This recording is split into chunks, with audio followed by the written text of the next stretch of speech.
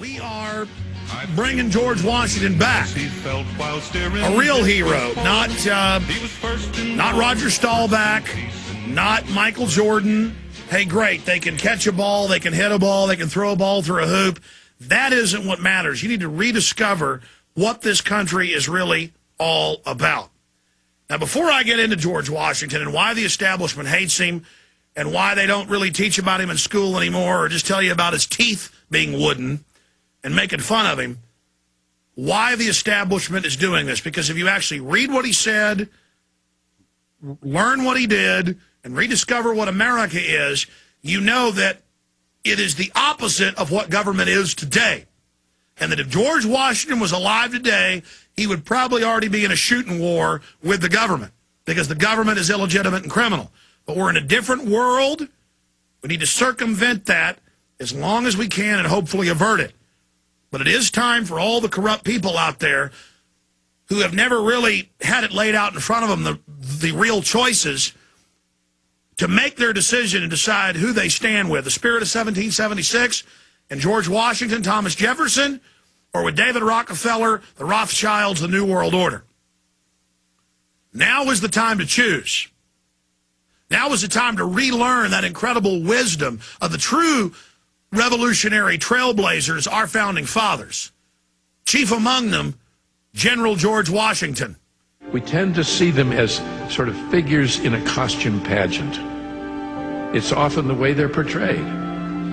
And we tend to see them as much older than they were because we're seeing them in the portraits of Gilbert Stuart and others when they were truly the founding fathers.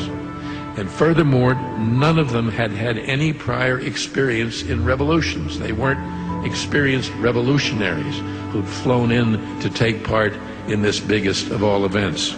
They were winging it. They were improvising. At the time of the revolution, they were all young. It was a young man's, young woman's cause.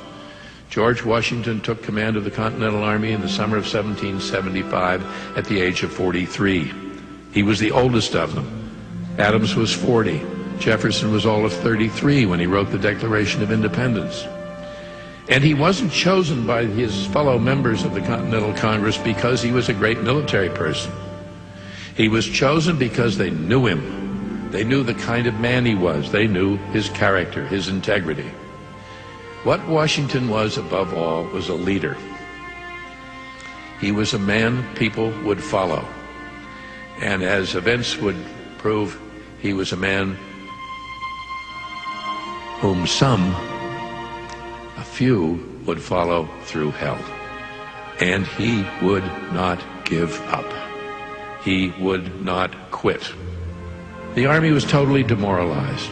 They'd been defeated. They were soaking wet. They were cold. They were hungry.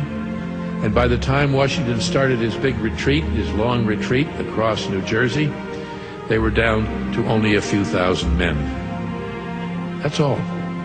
Well, Washington took stock, just as the British Army was taking stock of what the situation was, and most every officer and all the politicians, many of whom had fled from Philadelphia by this time. And most everybody concluded that the war was over and we had lost. It was the only rational conclusion one could come to. There wasn't a chance. So Washington did what you sometimes have to do when everything's lost and all hope's gone. He attacked. They went up the river Christmas night, 9 miles up to McConkey's Ferry. They crossed the Delaware. He had the nerve, the courage, the faith in the cause to carry the war once more to the enemy. And they marched 9 miles back down the river on the eastern side and struck at Trenton the next morning.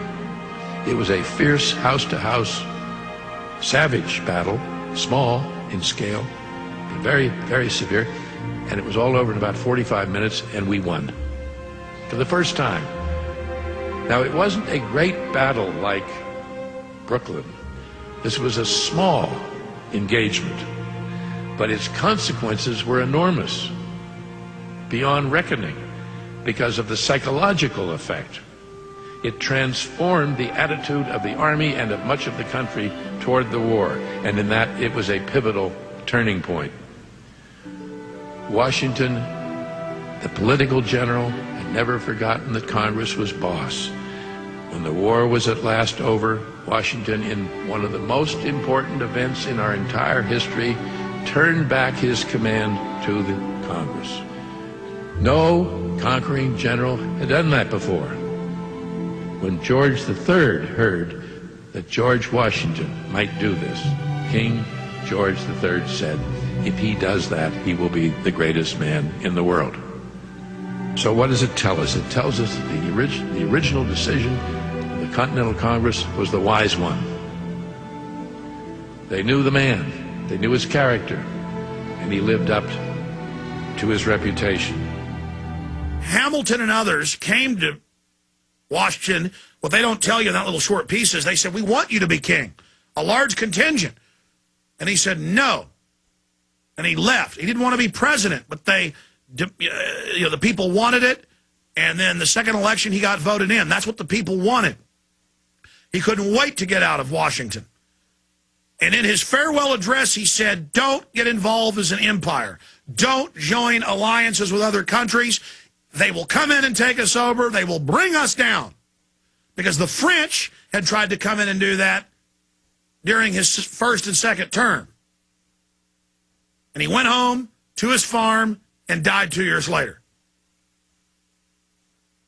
He was offered to be the King of America. The world marveled. The King of England said, he is the greatest man in the world. George Washington. Turning down kingship. Turning down the British payoff. The King of England called in several U.S. ambassadors, one of them, Adams, and said, you're going to need a king even if you win this thing in the future. The royalty really believed. They said, what about democracy? 51% will vote to rob the other 49. The howl of the mob. And they said, no, we have a republic where everyone's rights are protected. And that's why they've now replaced the republic with the democracy. If 51% say kill the other 49, it happens.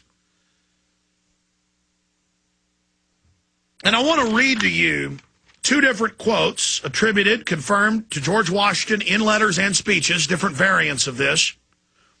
Unhappy it is, this is 1775, after Lexington and Concord, the massacres.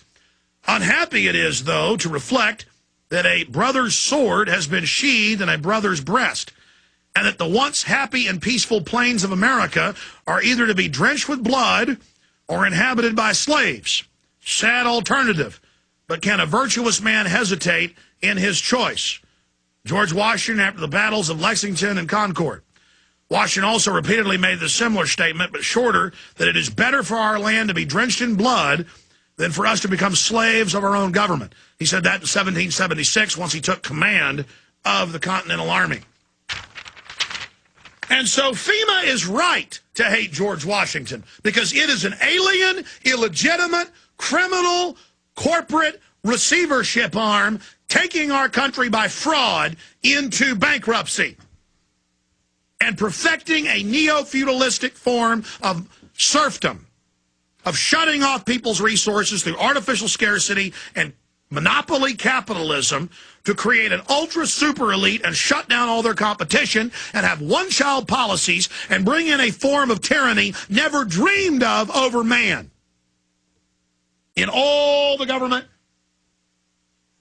textbooks, in all their reports, in all their own statements, this is a group of vicious, wicked, greedy control freaks versus free humanity that just wants to live and be comfortable and be free and be left alone. Well, you're not going to be left alone. George Washington wanted to be left alone. But government grew and grew and grew, and the bureaucrats were rude, and they violated the laws, and they were corrupt, and they did whatever they wanted. And when police shot innocent, unarmed citizens, men back then got angry, and they went to war. And these were men who owned a lot of property. They were members of the establishment, but they understood tyranny.